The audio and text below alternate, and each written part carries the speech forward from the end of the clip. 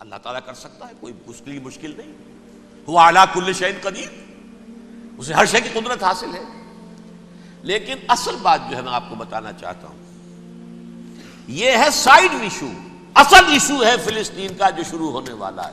بھٹی دہکے گی وہاں. ظاہر بات ہے کہ اگر کوئی بہت بڑا اقدام ہو جاتا ہے فلسطینیوں کے خلاف، اور اگر واقعتاً مسجد اقصیٰ اور قبۃ الصخرہ گرا دیے جاتے ہیں، جو طوفان اٹھے گا عالم عرب میں، یہ حسنی مبارک ہوں یا شاہ خالد ہوں یا کوئی اور ہو، یہ نہیں روک سکتے اس طوفان کو. نوجوان خون اٹھے گا، غیرت اور جو بھی حمیت ہے. مسلمان ان پڑھ سے ان پڑھ اور بالکل بے دین، وہ بھی مسجد کی حرمت پر کٹ مرنے کو تیار ہو جاتا ہے. مسجد تو بنا دی شب بھر میں ایمان کی حرارت والوں نے، من اپنا پرانا پاپی ہے، برسوں میں نماز ہی بن نہ سکا. وہ چاہے کانپور کی مسجد سے مسلمانوں نے جانے دی ہے، چاہے وہ شہید گنج کی مسجد تھی مسلمانوں نے جانے دی ہے، چاہے نماز نہ پڑھتے ہو. لیکن یہ جو حرمت اور یہ جو حمیت اور یہ غیرت ہے، اس سے جو طوفان اٹھے گا یہ ہوگا اس ملحمۃ العظما، اس کی طرف پیش رفت ہو رہی. کتاب الملاحم سے احادیث کے حوالے سے کہ جن جنگوں کا حوالہ دیا حضور نے، پیشن گوئی کی ہے، اس کا نقطہ آغاز تھا خلیج کی جنگ. صدام حسین نے اسے کہا تھا یہ مدر آف وارز ہے، ام المحارب، یہ ایک جنگ نہیں ہے. اس کا نقشہ بھی حدیث میں موجود ہے، پیشن گوئی موجود تھی، اس وقت بھی ہم نے شائع کی تھی. لیکن اس میں جو جنگ اب ہونے والی وہ الملحمۃ العظما. ملحمہ کسے کہتے ہیں؟ لحم گوشت کو کہتے ہیں، اور قصائی کی دکان کو عربی میں ملحم کہتے ہیں، جہاں گوشت کے ٹکڑے کیے جاتے ہیں. آج کل مشینوں سے ہوتے ہیں، اب جو ہے وہ ہاتھ سے چھریوں سے نہیں ہوتے، لیکن ٹکڑے ہو رہے ہوتے ہیں، جسموں کے چیتھڑے اڑ رہے ہوتے ہیں. ملحمہ، یہی لفظ استعمال کیا تھا حضرت سعد ابن عبادہ نے رضی اللہ تعالی عنہ یوم فتح مکہ. ان کے دل میں تھا کہ اب ہم انتقام لیں گے ان عربوں سے، ان قریش سے. الیوم یوم الملحمہ، الیوم یوم الملحمہ، یہ کہتے ہوئے جا رہے تھے. ایک خاص کیفیت، آج ہے گوشت کے ٹکڑے اڑانے کا دن. حضور سے کہا کسی نے جا کر کے ساتھ تو یہ کہہ رہے ہیں الیوم یوم الملحمہ، الیوم یوم الملحمہ. حضور نے فرمایا نہیں، ان سے کہو جا کر الیوم یوم المرحمہ، الیوم یوم المرحمہ، آج رحمت کا دن ہے، آج تو میں ان سب کو معاف کروں گا. لا تثریب علیکم اليوم، میں تم سے وہی بات کہہ رہا ہوں جو میرے بھائی یوسف نے کہی تھی اپنے بھائیوں سے، اذهبوا فانتم الطلقاء، جاؤ تم سب کے سب آزاد. وہ ملحمہ ہے جس کو کہ حضور نے حضرت معاذ بن جبل رضی اللہ تعالیٰ عنہ سے روایت ہے، اس میں سے جو ابو داؤد میں روایت آئی ہے اس میں الملحمۃ العظما، عظما مؤنث ہے اعظم کا. آپ کہتے ہیں جنگ عظیم اول، جنگ عظیم دوم. عظیم کا باپ ہو گیا اعظم، سب سے بڑا، اور اس کا مؤنث ہے سب سے بڑی، عظما. الملحمۃ العظما، سب سے بڑی لڑائی. میرے نزدیک یہ وار کے معنی میں نہیں ہے، بیٹل کے معنی میں. انگریزی میں یہ دو لفظ علیحدہ ہیں، وار، بیٹل. وار سالوں کو محیط ہوتی ہے، بیٹل کسی ایک خاص جگہ پر جو لڑائی ہوتی ہے اس کو کہتے ہیں. حضور کے اور قریش کے درمیان 6 سالہ وار تھی، جنگ تھی.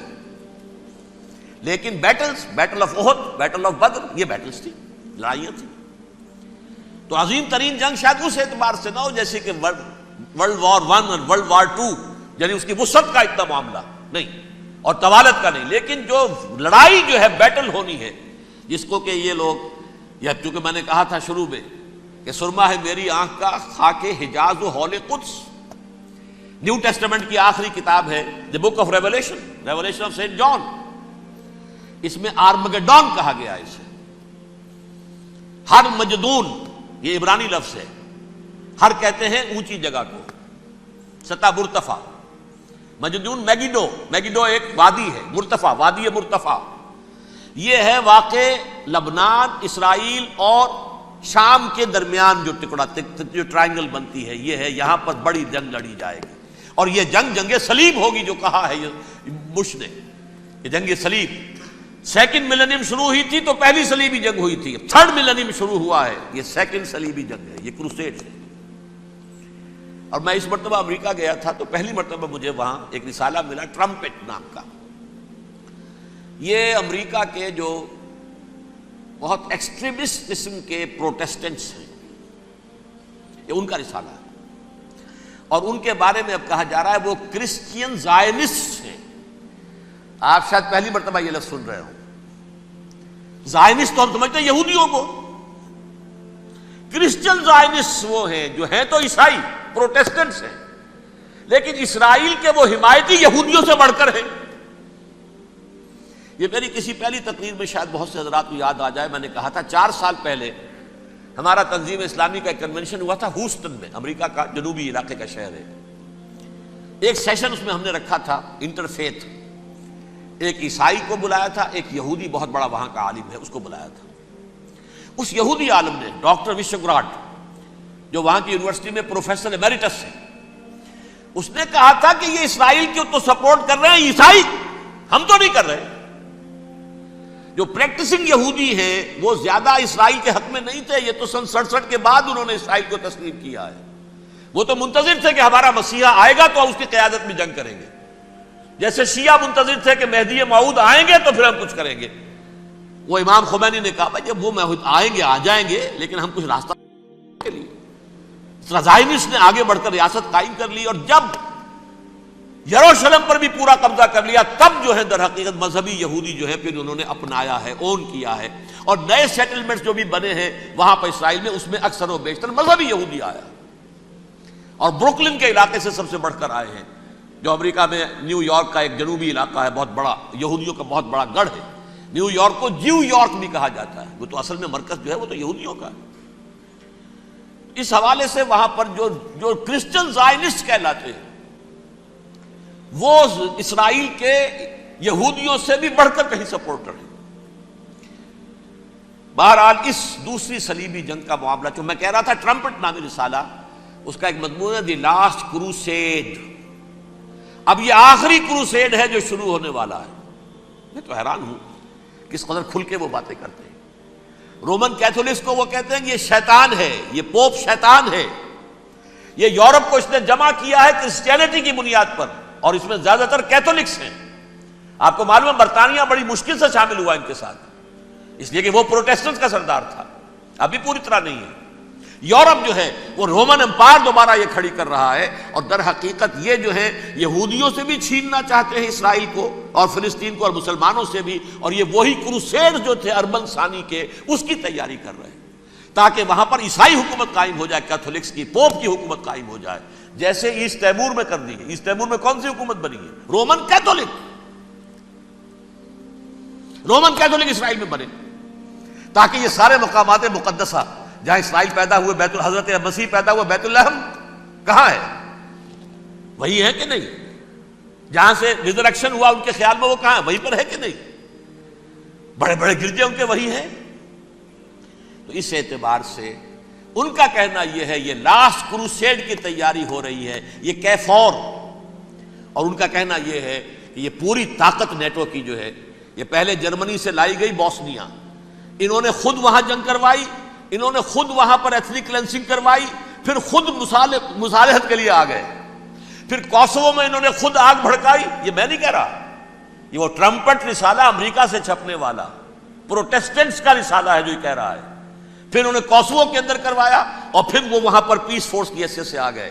اب وہ میسیڈونیا میں کروا رہے ہیں اور وہاں داخل ہو گئے ہیں. اگلا قدم ان کا سائپرس ہوگا، سائپرس میں ترکوں کو اور وہ گریکس کو لڑائیں گے اور وہاں آ جائیں گے، وہاں سے ایک چھلانگ لگائیں گے اور یہ فلسطین میں پہنچیں گے، اور یہ وہاں پر ایک رومن امپائر، اپنی پرانی رومن امپائر کی طرح کی رومن کیتھولک ریاست قائم کرنا چاہتے ہیں. تو وہاں امریکہ کے عیسائیوں میں بھی کوئی ایک طبقہ نہیں ہے، کیتھولکس بھی ہے، کیتھولکس زیادہ نہیں ہے ہمدرد، لیکن اب تابع ہو چکے ہیں. اسحاق ریبین نے جب یہ پیس ٹاک شروع ہوئی تھی، آپ کو یاد ہوگا شاید، کہ جب وہ آیا تھا واشنگٹن سے واپس فلسطین اسرائیل، تو پہلے روم میں رکا for an audience with the pope, اور پوپ کو اس نے ایک مرتبان سا پیش کیا تھا، حضرت سلیمان علیہ السلام کے زمانے کا مرتبان، اور کہا تھا دیکھیے 3000 برس تک ہم نے اس کی حفاظت کی ہے، اب یہ میں آپ کے حوالے کر رہا ہوں. اس کے بعد سے پوپ جو ہے بالکل رام ہو گیا اور وہ عیسائیوں کے ساتھ اور یہودیوں کے ساتھ ان کا پورا معاہدہ ہو. اب پورا عیسائی ورلڈ جو ہے بعثت مجموعی یہودیوں کے شکنجے میں ہے. البتہ ان کے اندر بھی جھگڑے ہیں. جو وہاں پر وائٹ کرسچن ملیشیاز ہیں وہ ایکسٹریمسٹ ہیں کیتھولکس. ان کے نزدیک دشمن نمبر 1 یہودی، دشمن نمبر 2 مسلمان، دشمن نمبر 3 جو یورپ میں کالے ہیں، ایفرو امریکن، چاہے وہ عیسائی ہو گئے ہوں کوئی بھی ہوں. یہ 3 دشمن ہیں جن سے انہوں نے کلینز کرنا ہے، صاف کرنا ہے ان کے خیال کے مطابق امریکہ کی سوسائٹی کو. اولاً یہود، پھر مسلمان، اور پھر یہ جو کالے ہیں. لیکن دوسری طرف پروٹیسٹنٹس کے اندر ایکسٹریمسٹ وہ ہیں جنہیں کہا جا رہا ہے یہ کرسچین زائنسٹ ہیں، یہ اسرائیل سے بڑھ کر سپورٹرز ہیں. بہرحال یہ اب جنگ ہوگی، اس کا نتیجہ کیا نکلے گا یہ تو اللہ ہی جانتا ہے. اب میں آخری بات کی طرف آ رہا ہوں. آخری نتیجہ تو جو بھی کچھ اپس اینڈ ڈاؤنز آئیں گے. تلک الایام نداولھا بین الناس.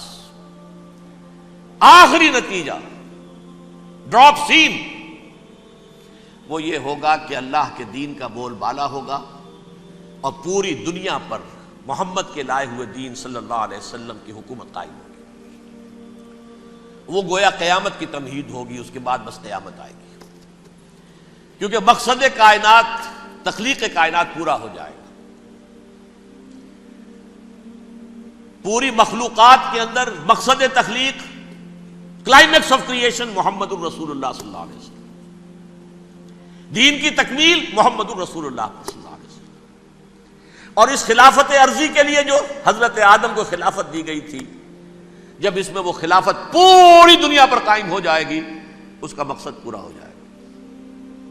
And that will be the beginning of the end. اس کے بعد قیامت ہے. آخری نتیجہ تو یہ نکلنا ہے. اس سے پہلے سزائیں ہمیں بھی مل رہی ہیں. اور یہاں میں کانٹے کی بات جو چھوڑ گیا تھا اس کو بیان کر دوں.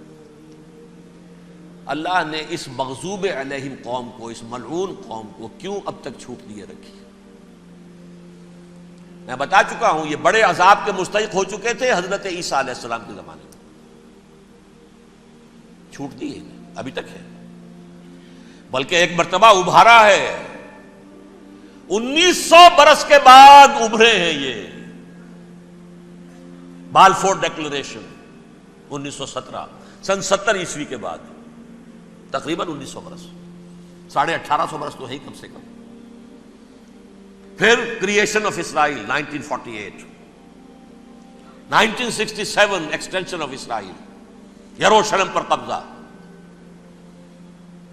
یہ سارا جو ہے کیوں ہے؟ اللہ تعالیٰ اس خیر امت محمد صلی اللہ علیہ وسلم، اس کے بہترین حصے کو سزا ان ملعونوں کے ہاتھوں دے رہا ہے. کیوں؟ جو جرم انہوں نے کیا تھا وہی ہم نے کیا. انہوں نے اللہ کی کتاب کو پیٹھ کے پیچھے پھینکا. نبذ فریق من الذین اوتوا الکتاب کتاب اللہ وراء ظہورہم. ہم نے اپنی پیٹھوں کے پیچھے پھینکا کہ نہیں؟ کولونیل رول سے آزاد ہوئے، کہیں اسلامی قانون نافذ کیا، کہیں اسلامی نظام قائم کیا. تو جو جرم ان کا تھا وہی ہمارا ہے. اور ہم خیر امت ہیں، اور ہمارے میں سے خیر ترین عرب ہیں. ان پر اللہ کا فضل، ان کی مادری زبان میں اللہ کی کتاب موجود ہے. پھر انہوں نے اللہ کے دین کو پیٹھ دکھائی. جو ملک آزاد ہوا کولونیل رول سے، یا اس نے قبلہ کر لیا اپنا ماسکو کی طرف یا کر لیا واشنگٹن کی طرف. کسی نے مکے کو قبلہ بنایا. یہ بدترین سزا ہے. ویل للعرب من شر قد اقترب. اور ترمذی شریف میں تو یہاں تک روایت ہے، من اقتراب الساعۃ ہلاک العرب. قیامت کے قرب کی ایک نشانی یہ بھی ہوگی کہ عرب ہلاک ہو جائے گے. ایک حدیث میں الفاظ آتے ہیں کہ حضور نے جب کہا یہ ہوگا یہ ہوگا یہ ہوگا، یہ بربادی آئے گی، تو کسی زوجہ محترمہ نام میں بھول رہا ہوں، انہوں نے پوچھا کہ عرب اس دن کہاں ہوں گے؟ فرمایا العرب یومئذ قلیل، بہت کم. آخری خاتمہ ہونا ہے یہود کا حضرت مسیح علیہ السلام کے ہاتھوں. وہ عذاب جو 2000 برس تک ان سے ٹلا رہا وہ آئے گا، اور ان کے رسول ہی کے ہاتھوں آئے گا. لیکن اس سے پہلے مسلمانوں پر یہ عذاب آ رہا ہے، ہولوکاسٹ کے درجے کا عذاب آ رہا ہے. البتہ ہم پاکستانی اس میں یوں سمجھ لیجئے کہ وہ تو خبریں موجود ہیں احادیث میں، وہاں تو جو ہونا ہے ہونا ہے. اتنے انسان مریں گے، اتنے انسان مریں گے کہ ایک پرندہ جو ہے اڑتا چلا جائے گا، وہ نہیں چاہے گا کہ نیچے اترے تو کسی لاش پر اترے، اسے جگہ نہیں ملے گی زمین خالی کر کہیں اتر سکے، تھک ہار کر گرے گا، مرے گا تو بھی لاش کے اوپر گرے گا. یہ الفاظ ہیں حضور کے صلی اللہ علیہ وسلم. الملحمۃ العظمی الملحمۃ الکبریٰ. یہ لاسٹ کروسیڈ ٹرمپٹ اخبار نے، میں اس کا فوٹو اسٹیٹ بھی کبھی آپ کو دکھا دوں، ویسے میرے ساتھ ہے وہ رسالہ ٹرمپٹ. دی لاسٹ کروسیڈ اس کی تیاری ہو رہی ہے. وہ الملحمۃ العظمی اور ملحمۃ الکبریٰ جو ہے وہ آنے والی ہے. ابن ماجہ میں کبریٰ کہا ہے، اکبر کا مؤنث کبریٰ.